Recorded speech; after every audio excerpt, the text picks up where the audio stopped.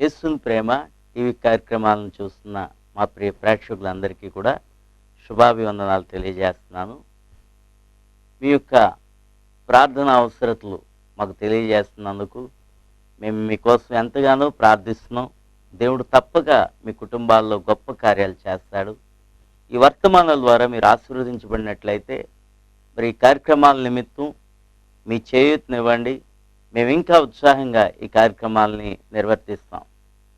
దేవుని వాక్యం చదువుకుందాం. చూడండి, లూకా సువార్త 18వ అధ్యాయము 9వ వచనం. తామే నీతిమంతులమని తమ్ము నమ్ముకుని ఇతరులను తృణీకరించు కొందరితో ఆయన ఈ ఉపమానం చెప్పెను. ప్రార్థన చేయు 2 మనుషులు దేవాలయమునకు వెళ్ళిరి. వారిలో ఒకడు పరిసయ్యుడు, ఒకడు సుంకరి. పరిసయ్యుడు నిలవబడి, దేవా, నేను చోరులను, అన్యాయస్తులను, వ్యభిచారులనైనా ఇతర మనుషుల వలెనైనను ఈ సుంకరి వలెనైనను ఉండనందుకు నీకు కృతజ్ఞతాస్తుతులు చెల్లించుచున్నాను. వారమునకు 2 మార్లు ఉపవాసము చేయుచు నా సంపాదన అంతటిలో 10వ వంతు చెల్లించుచున్నానని తనలో తాను ప్రార్థించుచుండెను. అయితే సుంకరి దూరముగా నిలుచుండి ఆకాశం వైపు కన్నులెత్తుటకైనను ధైర్యము చాలక రొమ్ము కొట్టుకొనుచు, దేవా, పాపినైన నన్ను కరుణించమని పలికెను. అతనికంటే ఇతడు నీతిమంతుడుగా తీర్చబడి తన ఇంటికి వెళ్ళినని మీతో చెప్పుచున్నాను. తన్ను తాను హెచ్చించుకున్నవాడు తగ్గింపబడుననియు తన్ను తాను తగ్గించుకున్నవాడు హెచ్చింపబడుననియు చెప్పాను. చిన్ని మాట ప్రార్థన చేసుకుందాం. కృప కలిగిన మా తండ్రి, మీకే వందనాలు. మరొక్కసారి నీ ప్రియమైన స్వరాన్ని ఇదిగో వినిపింప చేయండి. నీ ప్రజలతో మీరే మాట్లాడి వారి జీవితాలలో గొప్ప కార్యాలు జరిగించమని, వాక్యము ద్వారా బలపడుటకు సహాయం చేయమని యేసు నామమున ప్రార్థన చేయుచున్నాం తండ్రి, ఆమె. ఒక రోజున యేసు ప్రభువారు తమకు తామే నీతిమంతులని అనుకునే వారి కోసం ఒక ఉపమానం చెప్తున్నాడు. దేవుని మందిరానికి ఒక సుంకరి అలాగే ఒక పరిసయ్యుడు వారు వెళ్ళారు. ఆ ఇద్దరిలో ఉన్న వ్యత్యాసం అంటే వాళ్ళ భక్తిలో ఉన్న తేడాను మనం గమనించినట్లయితే పరిసయ్యుడు చాలా గర్వము కలిగి ఉన్నట్లుగా మనం చూస్తున్నాం. ఇతరులను అంటే ఆ దేవుని మందిరానికి వచ్చిన వారిని, వారిలో బలహీనులుగా ఉన్నవారిని, అంటే వ్యభిచారులుగా, దొంగలుగా ఉన్నవారిని, దశమ భాగాలు తీయని వారిని, లేకపోతే అతడు ఒక విమర్శనాత్మకంగా తను దేవునికి మొరపెడుతున్నాడు, ప్రార్థన చేస్తున్నాడు. ఏమనంటే, వారి వలె నేను లేను, నేనైతే మంచి భక్తి చేస్తున్నాను, వారానికి 2 సార్లు ఉపవాసం ఉంటున్నాను, కానుకలు నీకు ఇవ్వవలసినంతగా నేను ఇస్తున్నాను దేవా అని గర్వమైన ఒక హృదయంతో పరిసయ్యుడు ఉన్నట్లుగా ఇక్కడ చెప్పబడుతుంది. ఎందుకంటే గర్వమైన భక్తి మనకు దీవెన తీసుకుని రాదు. మనం సరైన మంచి భక్తి చేయొచ్చు, కానీ ఇతరులను వేలెత్తి చూపించే ఆ అధికారం మనకి దేవుడు ఇవ్వలేదు. ఎందుకంటే యేసు ప్రభువారే ఈ లోకానికి తీర్పు తీర్చడానికి అయినా రాలేదట. ఎందుకంటే ఒక్కరోజున పరలోక రాజ్యంలోనే ఆయన తీర్పు తీర్చనే ఉన్నాడు, కానీ ఈ లోకానికి మనిషి కుమారుడిగా ఆయన వచ్చినప్పుడు ఏ వ్యక్తికి తీర్పు తీర్చడానికి ఆయన ఇష్టపడలేదు. ఎందుకంటే పాపులైన మానవులను క్షమించడం కోసమే ఆయన ఈ లోకానికి వచ్చాడు. అలాగే ఆయన నమ్మిన మనము కూడా మన హృదయంలో గర్వం అనే బీజాలు సాతానుడు నాటుతూ ఉంటుంటాడు. ఆ గర్వమైన బీజాలను మనం ఎప్పుడైతే తీసివేసుకుంటామో అప్పుడే సంపూర్ణమైన భక్తిని మనము చేయగలుగుతాం. ఈ రోజున క్రైస్తవులలో కూడా ఈ పరిసయ్యుడు వలె మాట్లాడే వాళ్ళు అనేక మంది ఉంటున్నారు. ఎందుకంటే నేను చేసే భక్తియే గొప్ప, నేను చేసే ప్రార్థనే గొప్ప, నేను చదివే వాక్యమే గొప్ప, లేకపోతే నేను బోధించే వాక్యమే గొప్ప, నేను బోధించేదే సత్యము అని, లేకపోతే మా డినామినేషనే గొప్పని, మా మినిస్ట్రీ గొప్పని, ఇలాంటి భేదాలు పెట్టుకుని క్రైస్తవ ప్రేమను ఇతరులకు చూపించలేకపోతున్నారు. ఎందుకంటే క్రైస్తవుడు అన్న మాటకు అర్థం ఏంటంటే క్రీస్తును కలిగి ఉండువాడే క్రైస్తవుడు. యేసు ప్రభు ఎంత ప్రేమ చూపించాడో ఈ లోకం మీద పాడైపోయిన సమాజం మీద ఆయన ఎంత ప్రేమ చూపించాడో అదే ప్రేమను చూపించవలసిన బాధ్యత ప్రతి క్రైస్తవునికి కూడా ఉంది. క్రైస్తవులనే విమర్శించుకుని ఈ రోజున అన్యుల మధ్య చులకనగా మారేవాళ్ళు కూడా ఉంటున్నారు. ఎందుకంటే పరిసయ్యుడు లాంటి భక్తి, పరిసయ్యుడు లాంటి గర్వం అనే హృదయాలు కలిగి వారి జీవితంలో దేవుని యొక్క నీతిని పాటించలేకపోతున్నారు. ఇక్కడ సుంకరి అయితే అతడు దేవుని ఎదుట తన హృదయాన్ని కుమ్మరించుకొని దేవుని వైపు చూడ్డానికి కూడా భయపడుతూ అతడు ప్రార్థన చేస్తున్నాడు, ప్రభువా నేను పాపిని. చూడండి, ఇద్దరి హృదయాలలో ఉన్న తేడా. పరిసయ్యుల్లో గర్వం కనబడుతుంది, అలాగే సుంకరిలో పశ్చాత్తాపమైన హృదయము సుంకరిలో కనబడుతుంది. గర్వమును బట్టే లూసిఫర్ అంటే అపవాది, సాతాను అని పిలువబడుతున్న ఆ తేజో నక్షత్రమైన ఆ కెరూబు ఆ పరలోక రాజ్యం నుంచి త్రోసివేయబడ్డాడు. ఎందుకంటే చూడండి, యెహెజ్కేలు గ్రంథంలో 28వ అధ్యాయంలో 17వ వచనం చదువుతున్నాను చూడండి. నీ సౌందర్యము చూచుకుని నీవు గర్వించిన వాడవై నీ తేజస్సు చూచుకుని నీ జ్ఞానమును చెరుపుకుంటివి, కావున నేను నిన్ను నేలను పడవేసేదను. సాతానును గూర్చి దేవుడు మాట్లాడుతున్నాడు ఇక్కడ. నీ సౌందర్యమును చూసుకొని, నీ యొక్క తేజస్సును చూసుకొని, నీ జ్ఞానాన్ని చూసుకొని నువ్వు గర్వించావు అంటున్నాడు. సాతానుడుగా మార్చబడడానికి కారణము అదే. ఎందుకంటే అతడు హృదయంలోనే గర్వించాడట. సాతానుడి కోసం ఆ పైన అంటాడు 16వ వచనంలో, అయితే నీకు కలిగిన విస్తారమైన వర్తకము చేత లోపల నీవు అన్యాయం పెంచుకుని పాపము చేయిచు వచ్చితివి గనుక దేవుని పర్వతం మీద నీ ఉండకుండా నేను నిన్ను అపవిత్ర పరిస్థితిని. ఆశ్రయముగా ఉన్న కెరూబు కాలుచున్న రాళ్ల మధ్యను నీవికన సంచరింపవు, నిన్ను నాశనము చేసేతిని. హృదయములో గర్వించాడట. ఒకప్పుడు చాలా మంచి భక్తి చేసినట్లుగా కూడా ఈ యొక్క సాతానును గూర్చి దేవుడు చెప్తాడు 15వ వచనములో, నీవు నియమింపబడిన దినము మొదలుకొని పాపము నీ యందు కనబడు వరకు ప్రవర్తన విషయంలో నీవు యథార్థవంతుడుగా ఉంటివి. చూడండి, ఈ లూసిఫర్ దేవుని నామాన్ని మహిమపరుస్తూ దేవుణ్ణి స్తుతిస్తూ పాటలు పాడుతూ ఎంతగానో తను సంతోషిస్తూ దేవుణ్ణి సంతోషింపజేసేవాడు. ఒక రోజున అతని హృదయములో గర్వము ఎప్పుడైతే వచ్చిందో అతడు పాపం చేశాడు. లోనే అన్యాయం పెంచుకున్నాడట. అన్యాయం పెంచుకుని దేవుని సింహాసనం మీదే నేను కూర్చుంటాను అని అనుకున్నాడు తన హృదయములో. అందుకనే అతని హృదయంలో ఉన్న గర్వాన్ని దేవుడు చూచి ఆ పరలోక రాజ్యము నుండి, తేజోవాసుల స్వాస్థ్యము నుండి అతడు పడగొట్టబడి క్రిందకు త్రోసివేయబడ్డాడు. చూసారా, గర్వమును బట్టే సాతానుడుగా మార్చబడ్డాడు. అతడు ఒక కెరూబు చెప్పాలంటే ఉన్నతమైన పర్వతం మీద దేవుణ్ణి స్తుతించే గొప్ప ఆధిక్యతను దేవుడు అతనికి ఇస్తే అతడు గర్వాన్ని బట్టి క్రింద పడిపోయాడు.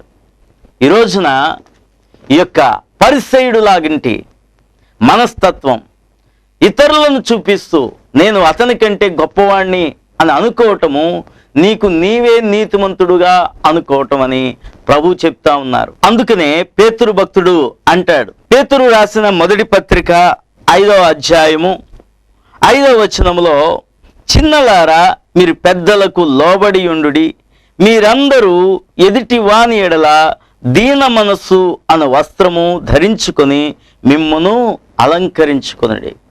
క్రైస్తవునికి దీనత్వమే అలంకారం, దీనత్వమే సౌందర్యం.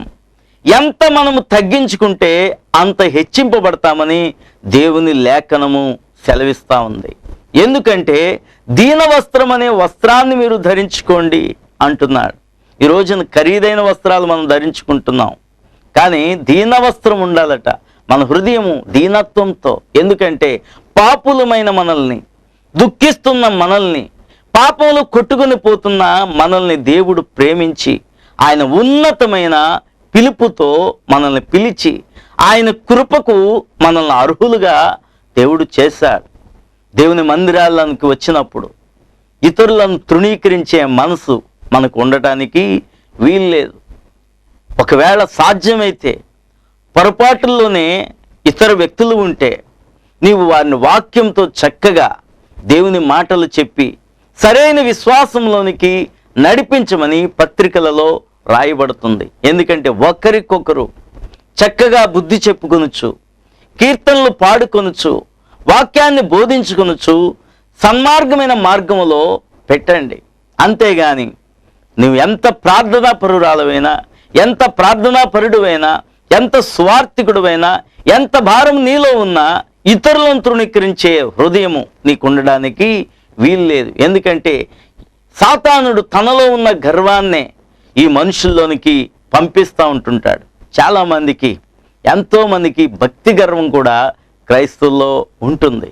ఎందుకంటే దేవుడు కొంతమందికి జ్ఞానాన్ని బట్టి, దేవుడు కొంతమందికి జ్ఞానమైన వాక్యాన్ని ఇస్తే నేను చెప్పే వాక్యం తప్ప ఇంకెక్కడా సత్యం లేదని బోధించేవారు కొంతమంది కదా. సత్యం అన్నది ఒక సంఘములోనే, ఒక వ్యక్తిలోనే ఉండేది కాదు. అన్ని సంఘాల్లో సత్యం ఉంది.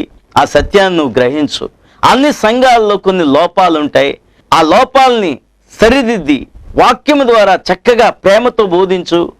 చక్కగా వినేవారు తప్పకుండా ఆ సత్యాన్ని తెలుసుకోగలుగుతారు. అంతేగాని నేనే గొప్ప, లేకపోతే నేను చేసే భక్తే గొప్ప అంటే మనం ఎవరికి మట్టుకు వాళ్లే గొప్ప అని అనుకోవడానికి వీల్లేదు. కానీ ఎవరైతే మనకిచ్చిన జ్ఞానాన్ని బట్టి కానీ, మనకిచ్చిన సమస్తమైన అన్ని విషయాలలో ఉన్న తలాంతులను బట్టి కానీ మనం దేవుణ్ణి మహిమపరచవలసిన వారమై ఉన్నాం. కానీ దేవుని ఎదుట లేకపోతే ఇతరులను తృణీకరించే వారంగా మనం ఉండడానికి వీల్లేదు. ఎందుకంటే ప్రేమను బట్టే ఏదైనా మనము చేయగలం కదా. ఈ లోకంలో ఒకరినొకరు విమర్శించుకోవడాన్ని బట్టి ఎవరూ మారరు. అలాగే ప్రేమ సువార్తను మనం ఇతరులకు ప్రకటించాలి. ప్రభువును గూర్చి ప్రేమతోనే ఇతరులకు బోధించాలి. ఆ ప్రేమను బట్టే అనేక మంది హృదయాలలో దేవుడు కార్యం చేస్తాడు. ఎందుకంటే ఆ సర్వాన్ని సృష్టించిన దేవాది దేవుడే తన యొక్క మహిమనంతటిని కూడా ఆ పరలోక రాజ్యంలో విడిచిపెట్టి రిక్తుడుగా, దీనుడుగా ఈ లోకానికి వచ్చి ప్రేమ అనే సిలువ ఆయుధాన్నే ఆయన ధరించాడు. దేవునిలో ఉన్న ప్రేమను ఆ సిలువలోనే ఆయన చూపించాడు. కాబట్టి విరిగి నలిగిన హృదయముతోనే దేవుని దగ్గరికి మనం రావాలి.